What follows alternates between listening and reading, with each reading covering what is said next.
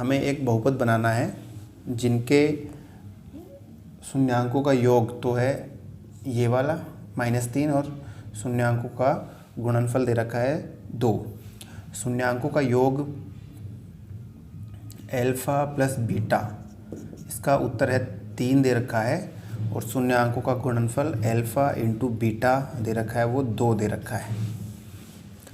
यहाँ हम इसके नीचे 1 भी लिख सकते हैं, यहाँ भी 1 लिख सकते हैं, कोई फ़र्क नहीं पड़ेगा। अब अल्फ़ा प्लस बीटा क्या होता है? -b/a, और अल्फ़ा इंटू बीटा क्या होता है? c/a। अब देखिए a का मान यहाँ भी 1 है और a का मान यहाँ भी 1 है, मतलब a का मान कितना हो गया? 1 हो गया, और c का मान यहाँ 2 है, ठीक है ना, तो c का मान 2 आ गया। b का मान देखिए यहाँ माइनस है तो यहाँ भी माइनस आ रहा है, तो b का मान कितना हो गया? 3। b का मान 3 हो गया। अब इनसे हमें एक बहुपद बनाना है। बहुपद का रूप कैसा होता है? ax² plus bx plus c बराबर 0। अब यहाँ a की जगह तो a का मान रख दो, b की जगह b का मान रख दो, c की जगह c का मान रख दो। तो a की जगह 1 इसमें लगाने की ज़रूरत है नहीं, तो ये आ गया x²। ठीक है, b का मान प्लस का 3 है, तो यहाँ पर प्लस का 3 फिर x, c का मान प्लस का 2 है, तो ये बहुपद बन गया x² प्लस 3x प्लस 2 बराबर 0। ठीक है, इस रूप में हमें बनाना है √2 और 1/3। अल्फ़ा प्लस बीटा का मान दे रखा है √2 और अल्फ़ा इंटू बीटा का मान दे रखा है 1/3।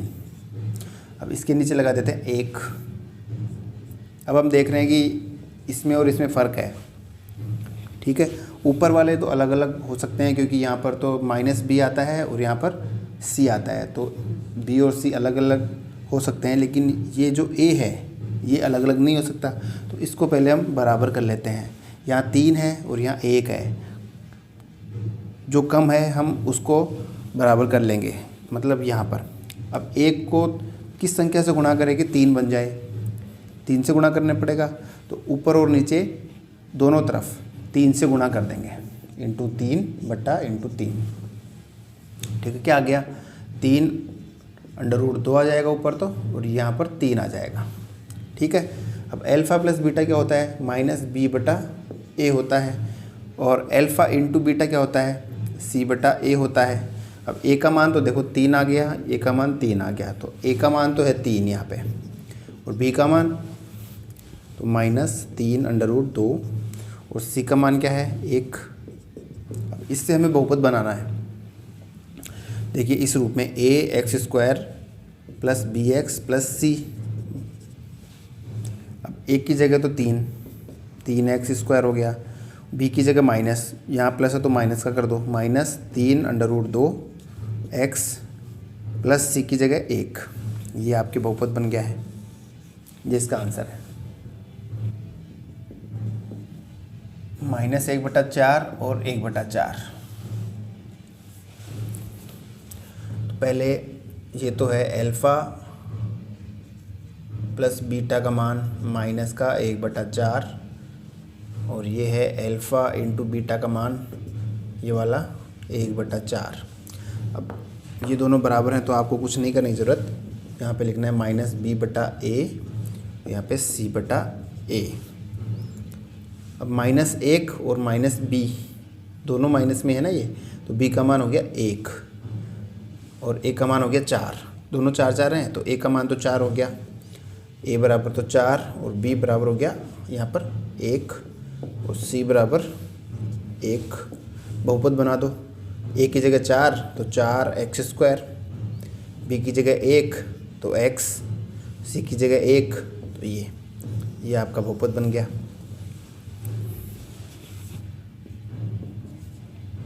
0 और √5। अल्फ़ा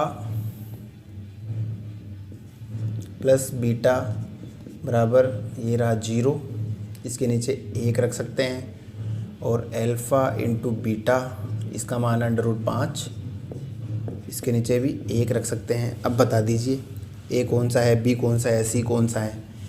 ये जो है ना 1, इसका फॉर्मूला क्या होता है -b/a, और इसका फॉर्मूला c/a। तो a और a इसका मान है 1, तो a बराबर तो 1 आ गया। b बराबर बताइए क्या आएगा 0, तो b बराबर 0 माइनस या प्लस कुछ भी मान लीजिए। c का मान है √5। अब बना दीजिए बहुपद। a की जगह 1 तो x² आ जाएगा, b की जगह 0, यहाँ पे 0 आ गया तो ये सारा 0 हो जाएगा, लिखने की ज़रूरत ही नहीं है। c का मान है √5 तो ये प्लस √5, ये आपके बहुपद बन गया। 4 और 1, 5वां प्रश्न, एल्फ़ा प्लस बीटा का मान है 4 और एल्फ़ा इंटू बीटा का मान है 1, दोनों के नीचे 1 लगा दीजिए। इसका फॉर्मूला होता है ये, और इसका होता है c/a। a का मान देखिए 1 ही आ रहा है, तो a बराबर 1। b का मान देख लीजिए, b यहाँ प्लस का है, मतलब b का मान माइनस में आएगा, तो माइनस का 4 हो गया।